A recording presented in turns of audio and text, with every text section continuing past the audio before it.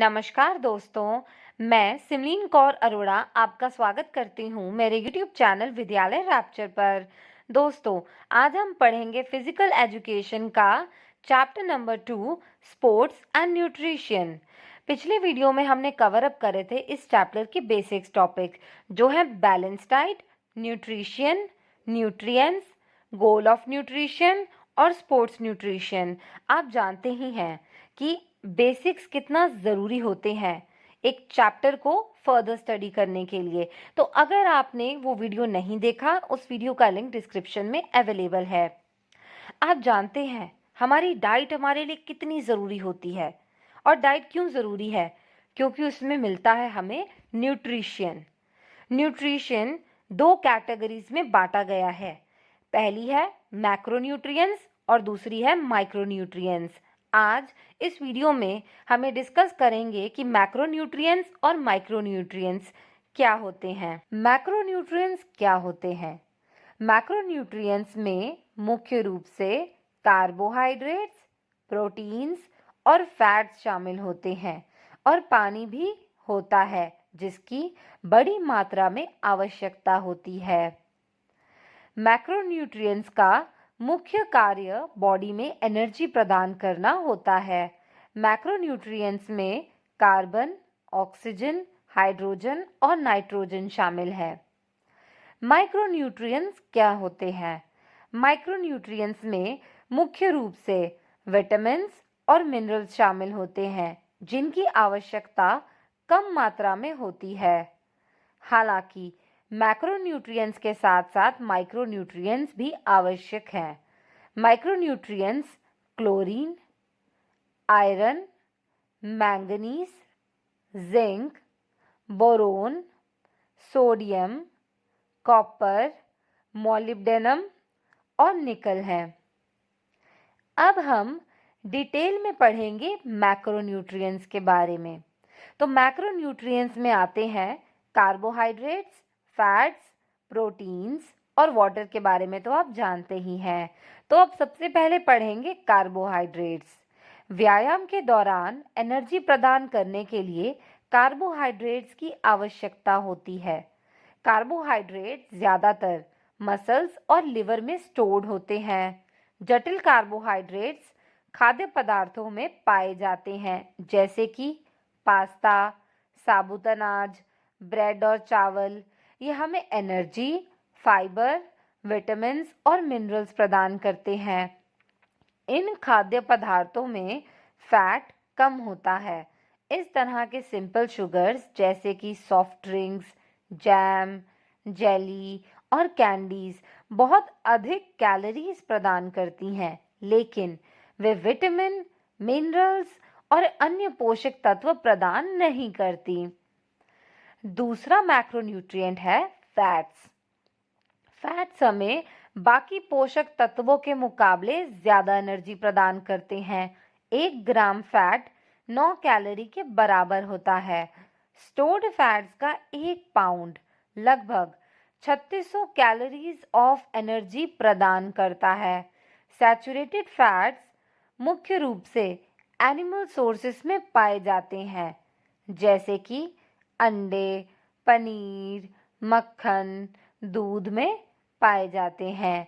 इस प्रकार के फैट्स अक्सर कमरे के तापमान पर सॉलिड यानी कि ठोस होते हैं।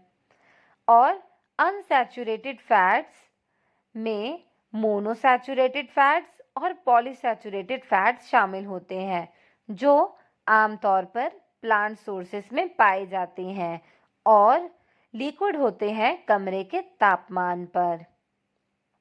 तीसरा मैक्रोन्यूट्रिएंट है प्रोटीन। प्रोटीन मसल ग्रोथ के लिए महत्वपूर्ण है और बॉडी टिश्यूज की मरम्मत करने के लिए प्रोटीन फायदेमंद भी होता है।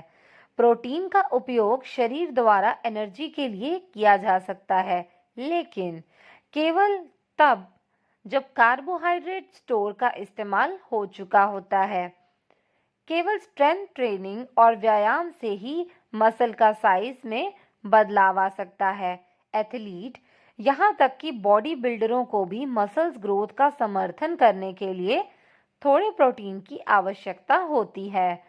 ज़्यादा कैलोरी यानी कि ज़्यादा भोजन खाने से एथलीट आसानी से इस बढ़ी हुई आवश्यकता को पूरा कर सकते हैं। अब हम पढ़ेंगे न्यूट्रिटिव कंपोनेंट्स ऑफ डाइट में माइक्रोन्यूट्रिएंट। अब माइक्रोन्यूट्रिएंट्स दो प्रकार के होते हैं, विटामिन्स और मिनरल्स। तो सबसे पहले हम डिस्कस करेंगे विटामिन्स के बारे में। एक एथलीट को वेल प्लान्ड और पौष्टिक डाइट लेनी चाहिए ताकि बॉडी की विटामिन और मिनरल्स की ज़रूरत पूरी हो सके। अगर आपकी डाइट सही नहीं है या आपको डायग्नोस्टिक डिफेक्ट और आयरन या कैल्शियम की कमी है तो सप्लीमेंट्स लेने चाहिए। विटामिन और मिनरल सप्लीमेंट्स का उपयोग हमारी सेहत के लिए खतरनाक है और उन्हें केवल एक क्वालिफाइड हेल्थ प्रोफेशनल की सलाह के बिना नहीं लेना चाहिए। विटामिन दो प्रकार के होते हैं, फैट सोल्यूबल विटामिन्स और वाटर सोल्यूबल विटामिन्स।